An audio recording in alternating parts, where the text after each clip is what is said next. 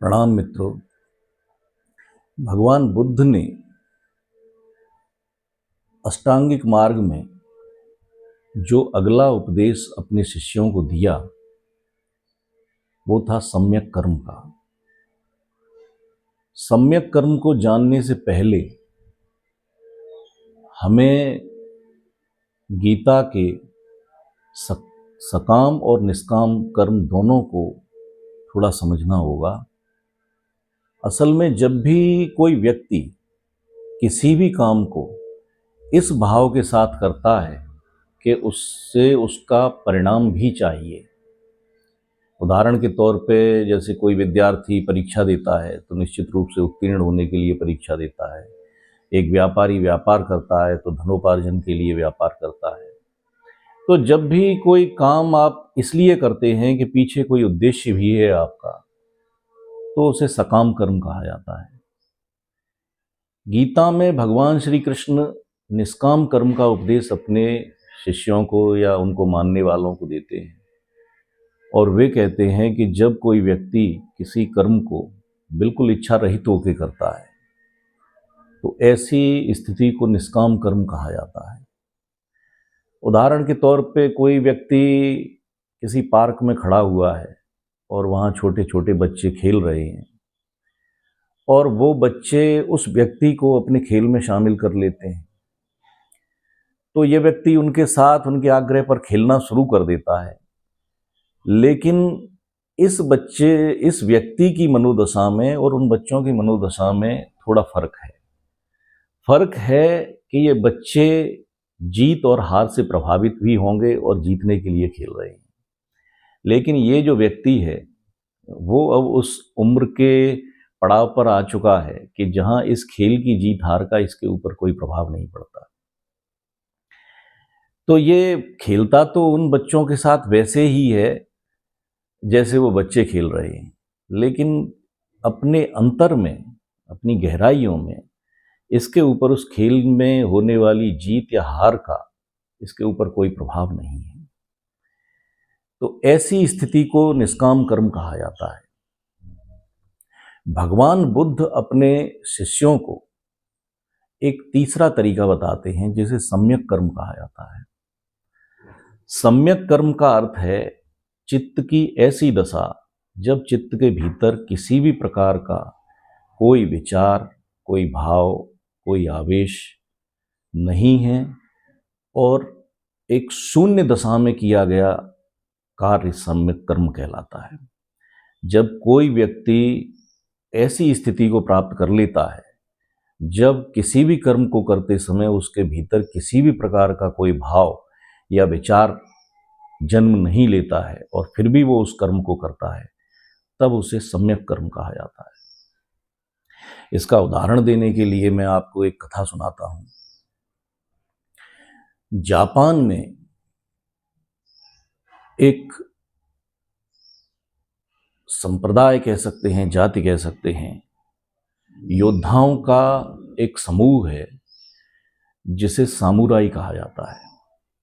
Samurai मूल रूप से आप कह सकते हैं तो जापान के क्षत्रिय हैं। वे अपने देश और अपने धर्म के लिए वीरगति को प्राप्त भी कर सकते हैं और दूसरे व्यक्ति को मिटा भी सकते हैं।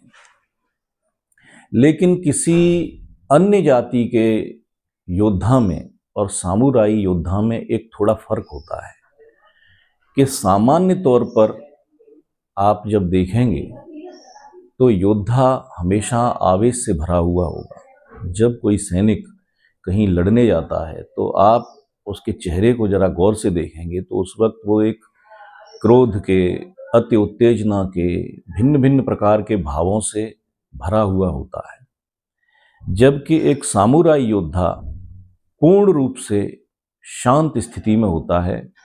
वो तलवार जब चलाता है तो उसके भीतर की शांति जरा भी बाधित नहीं होती है। तो ऐसा हुआ कि एक सामुराई योद्धा का जो गुरु था वो उसे तलवार की शिक्षा देता था, तलवार चलाने की, और उसका कहना ये था कि तलवार तब तक मत चलाना जब तक तेरे भीतर की स्थिति बिल्कुल शून्य ना हो। अगर तेरे चित्त में किसी भी प्रकार का आवेश हो, क्रोध हो, चिंता हो, भय हो, निराशा हो, या किसी विचार में तू डूबा हुआ हो, तो उस स्थिति में तलवार मत चलाना। यही उनका उपदेश भी है। वो बिल्कुल चित्त को शून्य दशा में रखते हुए तलवार चलाते हैं, अर्थात कहा जाए तो वो ध्यानस्थ होकर तलवार चलाते हैं। चाइना और जापान की फिल्मों में आपने अगर फिल्में देखी हो तो उसमें देखा होगा कि कुछ योद्धा बिल्कुल शांत भाव के साथ तलवार चलाते हैं। उनके भीतर, उनके चेहरे पर आप किसी भी प्रकार का कोई आवेश नहीं देख सकते हैं। पूर्ण शांत स्थिति में वो तलवार चलाते हैं। तो ये व्यक्ति अपने गुरु से इसी प्रकार की ट्रेनिंग लेता था, ध्यानस्थ रहता था और तलवार चलाता था। कुछ समय के बाद इसके गुरु की एक व्यक्ति ने हत्या कर दी। जापान में गुरु का स्थान उतना ही ऊंचा है जितना भारत में गुरु की पूजा है।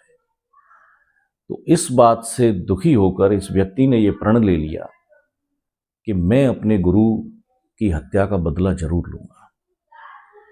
ये उस व्यक्ति की खोज में लग गया कि ये व्यक्ति जिसने इसके गुरु की हत्या की थी ये कहाँ है। 20 वर्ष इस व्यक्ति को उस व्यक्ति की खोज में लग गए और इसने, आप ये समझ लीजिए कि जापान का जर्रा जर्रा इसने छान लिया कि आखिर वो व्यक्ति है कहाँ। बहुत प्रयत्न करने के बाद 20 साल बाद इस व्यक्ति को पता चला कि वो व्यक्ति जिसने इसके गुरु की हत्या की है वो एक गुफा में रहता है, किसी पहाड़ की गुफा में छिपा हुआ है। ये व्यक्ति वहां पहुंचा। सामने जब ये उस व्यक्ति के आया तो उस व्यक्ति ने, जब ये तलवार चलाने को था तो उस व्यक्ति ने इस व्यक्ति के मुंह पर, इस सामुराई के मुंह पर थूक दिया। इस वजह से इस सामुराई को इतनी जोर का क्रोध आया कि तलवार इसने मयान से खींची और चलाने ही वाला था। उससे ठीक पहले इसको याद आया कि इसके गुरु ने कहा था कि जब तक तेरे चित्त में किसी भी प्रकार का विचार हो, किसी भी प्रकार की भाव दशा हो, किसी भी प्रकार का आवेश हो, तब तक तू तलवार मत चलाना। ये बात याद आते ही इस व्यक्ति ने तलवार को वापस मयान में रख लिया और वहां से लौट गया। 20 वर्ष तक उसने जिस व्यक्ति को ढूंढने की कोशिश की थी, उस व्यक्ति के सामने आने पर भी चित्त की दशा के शून्य ना होने की वजह से उसने उसे छोड़ दिया और वहां से वापस चला आया। तो कहने का तात्पर्य यह है कि भगवान बुद्ध का जो संदेश है किसी कर्म को करने के लिए, वो कहते हैं कि चित्त की दशा जब बिल्कुल शून्य हो, जब आपके भीतर किसी भी प्रकार की इच्छा, किसी भी प्रकार की वासना, किसी भी प्रकार का कोई भाव, कोई भी आवेश आपके भीतर हो, तब तक आपके द्वारा किया गया कर्म किसी न किसी प्रतिफल को वापस लेकर जरूर आएगा। इसलिए सम्यक कर्म पर भगवान बुद्ध का जोर है कि चित्त को बिल्कुल शून्य रखते हुए कर्म करने का प्रयास करें। और ऐसा सिर्फ ध्यानी व्यक्ति के जीवन में ही हो सकता है, या जो व्यक्ति बहुत साधनारत है वही केवल इस बात को समझ भी सकता है और इस प्रकार से कर्म को परिणाम दे सकता है। तो सम्यक कर्म की क्वालिटी ये है कि उसमें आपको चित्त को बिल्कुल शून्य रखते हुए कर्म करना होता है। ऐसा कर्म ना तो वर्तमान में आपके या प्राणी के बंधन का कारण बनता है और ना ही भविष्य में कभी भी वो अपने परिणाम की वजह से साधक को कर्म के फल में फंसने देता है। कहा जाए तो कर्म बंधन से उस व्यक्ति को मुक्त रखता है। तो ऐसा था सम्यक कर्म का मार्ग। साधना पथ पर जो हैं वो इस बात को बहुत गहराई से समझ सकते हैं कि आखिर सम्यक कर्म क्या है। बहुत बहुत धन्यवाद।